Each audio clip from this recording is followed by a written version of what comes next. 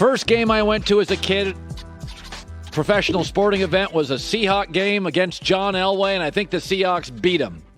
And Jamal Adams is now joining us. He's part of the Seahawks. Fourth year, 3 Pro Bowls. So let's start with this. How you doing, bud? Good to see you again. God is good, man. How you doing, buddy? I'm doing great. And it's interesting.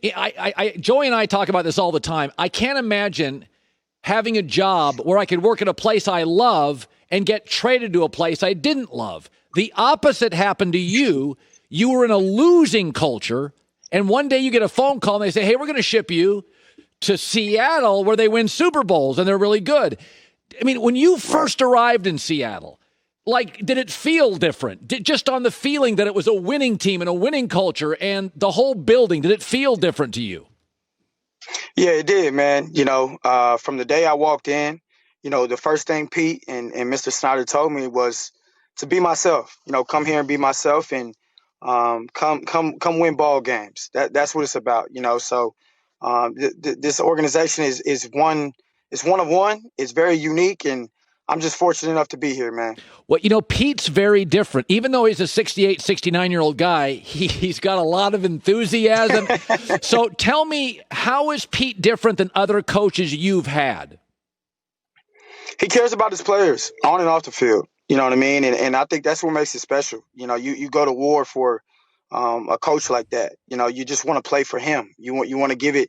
Obviously he's not a me guy. He doesn't want all the praise, but you want to play for a coach like that. You'll go extra hard for him. He's full of energy, very unique. He's himself at all times. He doesn't care what anybody thinks about him. And I got his back forever, man. That's my guy. So you're different. You have most sacks by a defensive back in a single season. And at times, I don't like you're a safety, but not really. You remind me a little bit of Honey Badger in that you're just a real instinctive football player that blows stuff up and makes stuff happen. In the Seattle defense, does Pete consider you a safety, a linebacker? Do you have a specific label, or how do you feel you should be or are treated there in terms of position? Well, I classify myself as a playmaker. You know what I mean? I can play anything you need me to do. Any position really, and I don't really classify myself just as a safety. I classify myself as a defensive weapon. You know what I mean? And so I'm just going to continue to play my ball, continue to do what they ask me to do, continue to learn, and that's all I can do. So we thought on this show, I've been a fan of Carlos Dunlap forever. Smart guy. He got into a bad situation. He got into a situation like you. He was in an organization that wasn't winning games. And then Seattle goes and gets him, and now both of you go from losers to winners. Have you and Carlos talked about the difference? Because he had a similar situation to you, Jamal. Absolutely. We talk about it all the time, and we're so fortunate.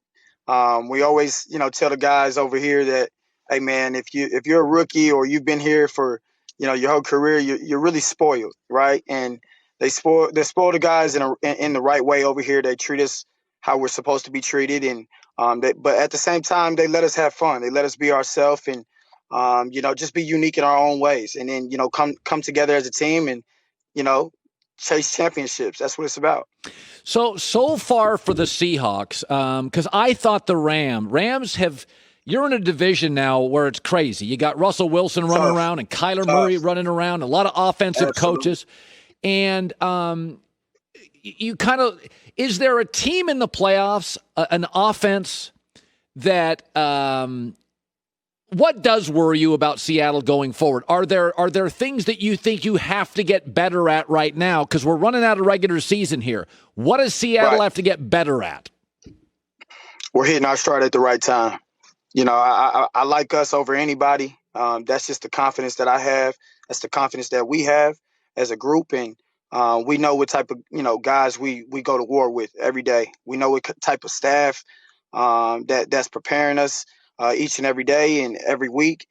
So we're going to be ready. Whoever the matchup is, when the time comes, we'll be ready for it. But at the end of the day, we just want to continue to stay focused on the mission. We have one more game left, and that's versus the 49ers. So the next game is important because it's the next one. Russell Wilson's obviously a tremendous transformational player. Now you practice against Russell Wilson every day. Is it better than you thought? I mean, give me a thought about practicing with Russell, what it's like every day. Yeah. I mean, the ultimate pro, what you see is what you get. He's all about his business. He comes to work each and every day. You know what type of guy you're going to get. You know what type of teammate, what type of leader you're going to get on and off the field. And he's the ultimate competitor. He wants to win, and I respect him so much. That's my guy. I always call him 3. And we're starting to build a great relationship. And like I said, man, I just have so much respect for what he does on and off the field. He's always at work early, and he's always leaving late, or whatever the case may be. He's always putting in work, man. True pro. So DK Metcalf it doesn't even look like the rest of us, right? Like he's just a different body type. Do you, when you face him every day at practice, do you as a guy that's been around this league a while now, almost a half decade, do you talk to him? Do you tutor him? Is he accepting of it? What do you do with some of the young Seattle offensive players at practice? Yeah, I just tell them to keep going, you know what I mean, and keep elevating. I'm still young in the game myself, right? I'm only 25, year 4. So, I'm still young, and I'm still, going to continue to learn. But I always tell those guys to, never stop learning and continue to learn, be willing to learn, and, always stay coachable, because, there's so much knowledge out there, and you don't know it all yet. No one knows it all yet. And you just want to keep elevating your game. So that's all that matters. Now, I'm from Seattle, so I can handle the rain. I grew up, my high school football games were all in the rain, Jamal. You were down in Louisiana. It can be warm. And how are you acclimating to Seattle's slightly gloomy winter weather? Yeah, it's different, man. I will say it's different. But I enjoy it. You know what I mean? It's very relaxing when you want to relax. And I don't go out, obviously, with COVID, I'm in the house. This is probably a rare, chance that I take, and I go, get my pedicure, every Tuesday. But other than that, man, I'm in the building, I'm leaving the building, I'm going home. You know what I mean? So I'm just focused on the mission. And God is good, man. Manny Petty today. So you got your pedicure just moments ago? Absolutely, man. Got to keep it right. Well, Joy is shaking her head. She's like, yeah, totally. You have to take care of your feet. Got to listen, bad feet, ugly feet are a problem for everybody. Yeah. Pretty boy off the field. Pretty boy off the field. Jamal, congratulations. Good to have you in a winning culture. And the defense, I just saw a stat here today. Number 2 pass defense since week 12. And 31 sacks, most in the NFL since Carlos Dunlap and Jamal Adams returned in week 9. So you are absolutely humming, and you're healthy, and your running backs are healthy. Are you healthy, by the way? Do you feel good right now? I'm good enough, and that's all that matters. I'm good enough.